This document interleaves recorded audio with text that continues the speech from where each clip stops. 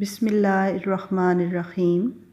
السلام علیکم۔ حدیث شریف میں آیا ہے کہ ایک شب حضرت ابراہیم علیہ السلام نے خواب میں دیکھا کہ کوئی ان سے کہتا ہے، اے ابراہیم علیہ السلام اٹھ اور قربانی کر۔ تب حضرت ابراہیم علیہ السلام نے فجر کو اٹھ کر 200 اونٹ خدا کی راہ میں قربان کر دیے۔ اسی طرح 3 دن تک یہ خواب دیکھا، تینوں دن 200 اونٹ قربان کیے۔ پھر چوتھی شب کو خواب میں دیکھا کہ اپنے بیٹے اسماعیل علیہ السلام کو اللہ تعالیٰ کی راہ میں قربان کر رہے ہیں۔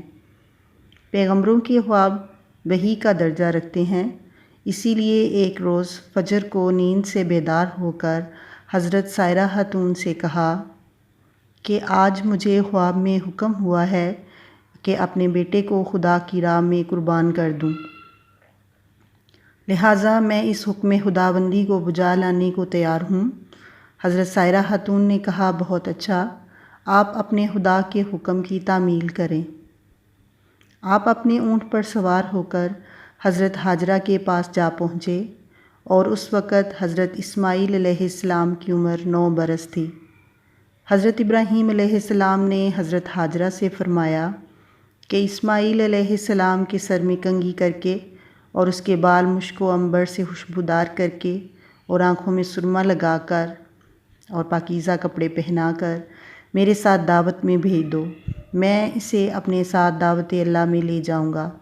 اس حکم کو سن کر حضرت ہاجرہ نے ان کو خوب اچھی طرح نہلا دھلا کر اور پاکیزہ کپڑے پہنا کر کہا، آج تم اپنے والد کے ساتھ ضیافت میں جاؤ۔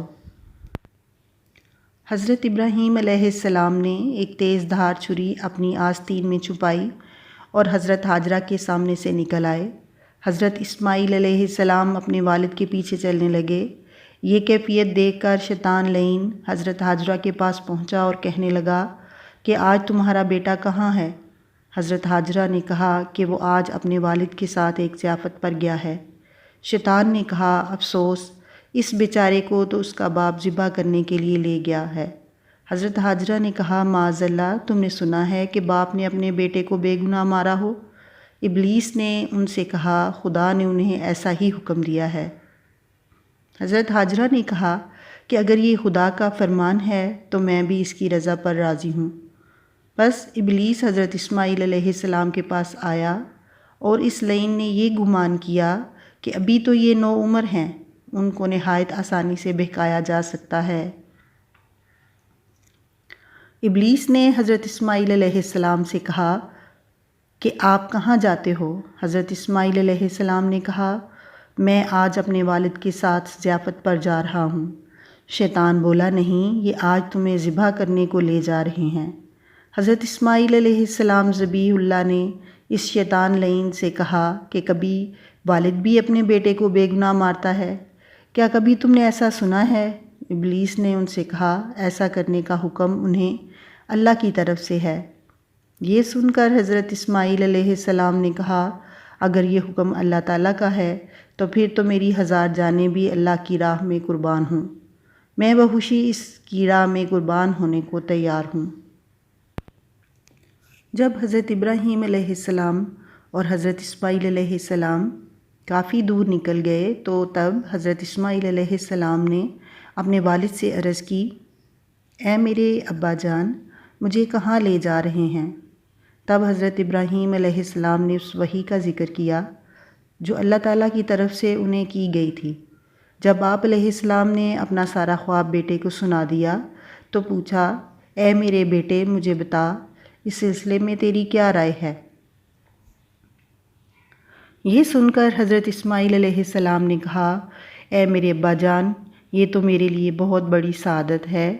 آپ علیہ السلام تو اللہ کے دوست ہیں، رات کو بہت کم سوتے ہیں۔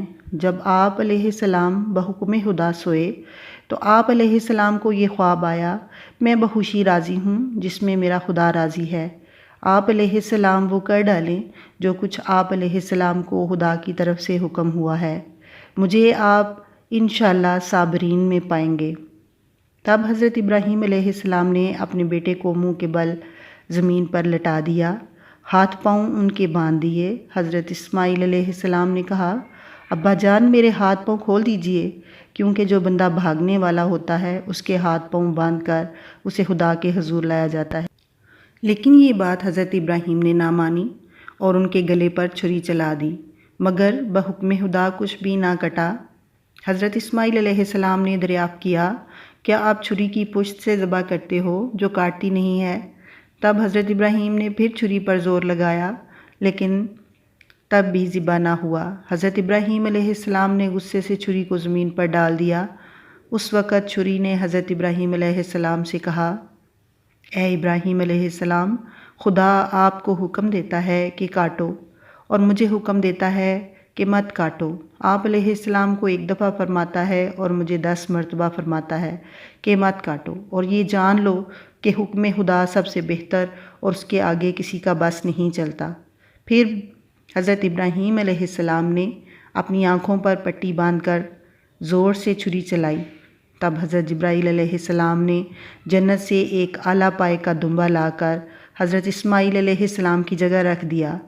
جب حضرت ابراہیم علیہ السلام نے اپنی آنکھوں کی پٹی کو اتارا تو دیکھا ان کے بیٹے کے بدلے ایک دمبا ذبح ہوا پڑا تھا، اور یہ سنت آنے والی نسلوں کے لیے قائم کر دی گئی، اور رہتی دنیا تک یہ سنت قائم رہے گی انشاءاللہ۔